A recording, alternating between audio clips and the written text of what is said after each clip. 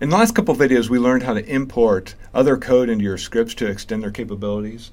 Now, Python is very powerful because it can be extended by installing and then importing these extra packages. So in this lesson, we're going to show you how to install some of those packages.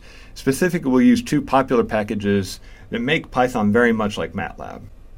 Python has a package manager named pip, and so you can run it by just calling the command pip. On Macs, it's going to be pip3 because you've installed Python 3. If you just use pip, it'll be interacting with Python 2. So you have to remember in all these examples to use the command pip3 rather than just pip. We can go to our command prompt and type pip. Okay, and so we can actually see what's installed by typing pip list.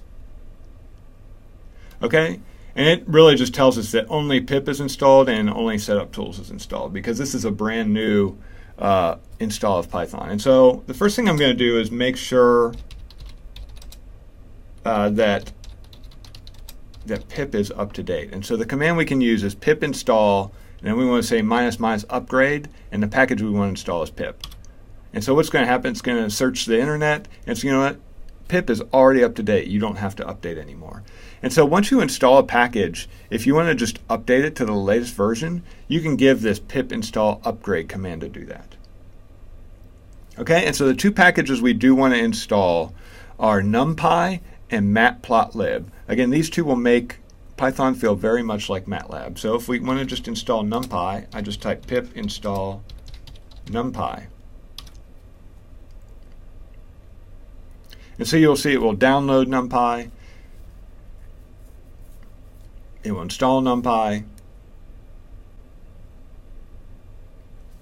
and it tells us it has successfully installed Numpy, which is very good. Now we also want to install Matplotlib.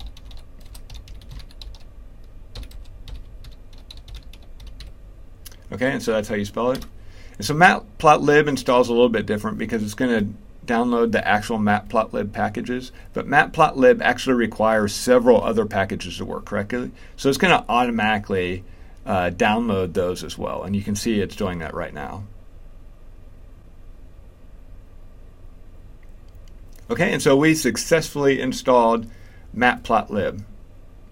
Okay, and so we can do a pip list command again to see all the packages that we've installed.